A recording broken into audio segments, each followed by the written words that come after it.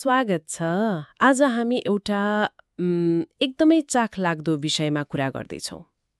कसरी मान्छेहरू साँच्चै धनी बन्छन्, मतलब करोडपति।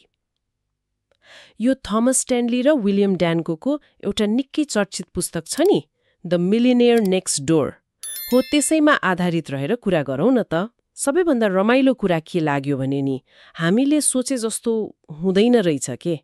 करोडपति भनेपछि त्यो ठुलो महल, महँगो गाडी, तर पुस्तकले त अर्कै भन्छ। त्यो त हो। पुस्तकको मुख्य निचोड नै त्यही हो। वास्तविक धनी मान्छे त खै तपाईँ हाम्रो छेउछाउकै घरमा एकदम सामान्य जीवन बिताइरहेको हुन सक्छ। हो र, भनेपछि त्यो सम्पत्ति देखिँदैन, अदृश्य हुन्छ। एकदम साँचो सम्पत्ति प्राय देखिँदैन। आज हामी यही कुरालाई अलिक गहिरिएर बुझ्ने कोसिस गर्ने हो। कसरी सामान्य देखिने मान्छेहरूले यति धेरै सम्पत्ति जम्मा गर्छन्, जुन बाहिरबाट त अनुमानै लाउन सकिन्न। देखाउटी भन्दा त बिल्कुल फरक रहेछ। हो नि। त्यसो भए पहिलो महत्त्वपूर्ण कुरा के हो त? मैले के बुझेँ भने धेरै पैसा कमाउनु र धनी हुनु एउटै कुरा होइन रहेछ, होइन त? जस्तो ठूला डाक्टर, वकिलहरू पनि आम्दानी त टन्नु हुन्छ, तर खर्च पनि त्यस्तै गरेर उल्टै ऋणमा डुब्न सक्छन् रे। एकदम सही कुरा समाट्नुभयो। पुस्तकले जोड दिएको मुख्य विषय नै यही हो। आम्दानी र सम्पत्ति भनेको फरक कुरा हो। सम्पत्ति भनेको तपाईँले कति कमाउनुहुन्छ भन्ने मात्रै होइन, त्यो कमाएकोबाट कति जोगाउनु भयो अनि कति बढाउनु भयो, त्यो महत्त्वपूर्ण हो। जोगाउने र बढाउने कुरा पो रहेछ। हो। धेरै जसो आफै बनेका करोडपतिहरूको त सामान्य जागिर, मध्यम आय नै हुन्छ। साँच्चै? उनीहरूको खास शक्ति भनेको अनुशासन अनि त्यो बचत गर्ने बानी हो। अनि दोस्रो कुरा आयो आफ्नो आम्दानी भन्दा कममा बाँच्नु। यो त सुन्दा कति सजिलो, तर व्यवहारमा गाह्रो छ नि। हाम्रो समाजमा त अलिअलि रवाब देखाउनै पर्यो, होइन? अब साधारण घरमा बसेर पुरानो गाडी चलाएर कसरी समाजमा मुख देखाउनु? यो एकदमै व्यावहारिक प्रश्न हो। पुस्तकले के भन्छ भने करोडपतिहरू चाहिँ त्यो सामाजिक प्रतिष्ठा, अरूले के भन्लान् भन्ने कुरा भन्दा आफ्नो आर्थिक स्वतन्त्रतालाई धेरै माथि राख्छन्। आर्थिक स्वतन्त्रता? हो। उनीहरू मितव्ययी हुन्छन्, मतलब उनीहरू बजेट बनाउँछन्, एकदम सोच विचार गरेर मात्र खर्च गर्छन्, अनि त्यो आवश्यक नभएको विलासितातिर लाग्दैनन्। जस्तो उदाहरण दिनुस् न। जस्तो धेरैले वर्षौं पुरानो तर राम्रो अवस्थामा भएको गाडी चलाउँछन्, सेकेन्ड ह्यान्ड किनेर पनि। नयाँ नै किन्नुपर्छ भन्ने छैन। अनि अर्को कुरा, उनीहरू अनावश्यक ऋण कहिले लिँदैनन्, क्रेडिट कार्डको बिल पनि समयमै तिर्छन्। वास्तवमा नि पुस्तकले एउटा रोचक तरिका निकालेको छ के यो आम्दानीको तुलनामा कति सम्पत्ति जम्मा भयो भनेर नाप्ने। हो र, के रहेछ? उनीहरूले दुईवटा वर्ग छुट्याएका छन्, PAW र UAW। PAW, UAW, यो के हो? PAW भनेको प्रोडिजियस एक्युमुलेटर अफ वेल्थ, मतलब जसले आम्दानीको अनुपातमा असाध्यै राम्रोसँग सम्पत्ति जम्मा गर्छ। अनि UAW भनेको अन्डर एक्युमुलेटर अफ वेल्थ, जसको आम्दानी राम्रै भए पनि खर्च धेरै भएर होस् वा अन्य कारणले सम्पत्ति खासै जम्मा गर्न सकेको हुँदैन।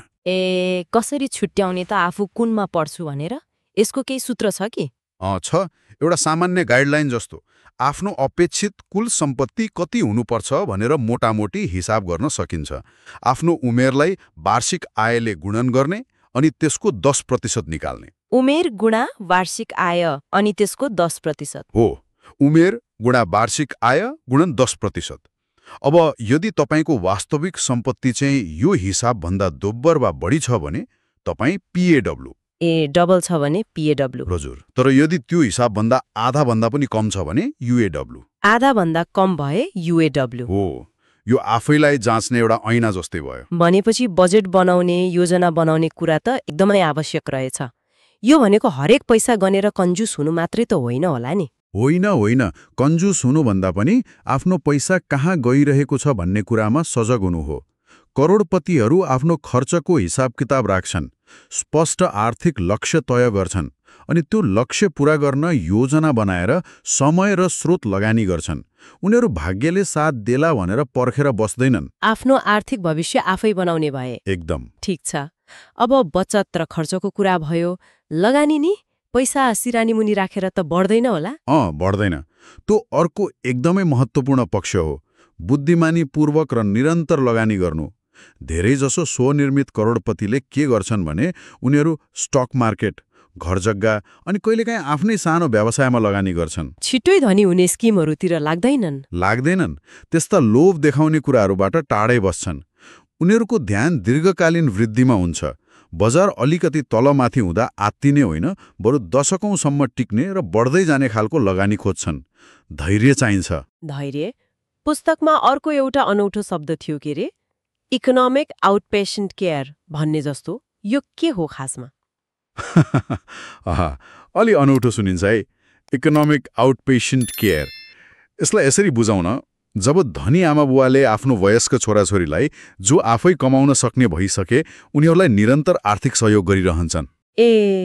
जस्तो कि महिनामा पैसा पठाइदिने हो, या उनीहरूको बिल तिरिदिने, गाडी किनिदिने। यस्तो गर्दा के हुन्छ भने छोराछोरीमा आफै कमाउनुपर्छ, सङ्घर्ष गर्नुपर्छ, पैसाको महत्त्व बुझ्नुपर्छ भन्ने भावना कम हुँदै जान्छ। बुझे। मतलब उनीहरू आर्थिक रूपमा आत्मनिर्भर हुन सिक्दैनन्, परनिर्भर बन्छन्। ठ्याक्कै।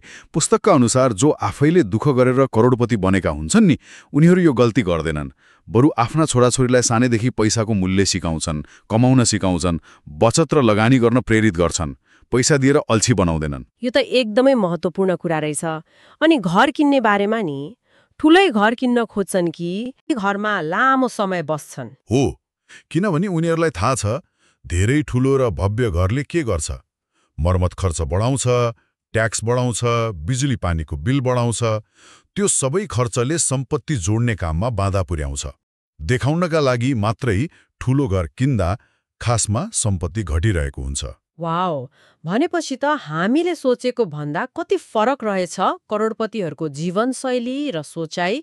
त्यसो भए यो सबै कुराकानीको सार के भयो त? हामीले के सिक्नु पर्यो? सारमा भन्नुपर्दा वास्तविक करोडपतिहरू हामीले मिडियामा देखे जस्तो भव्य जीवन बिताउने खालका नहुन सक्छन्।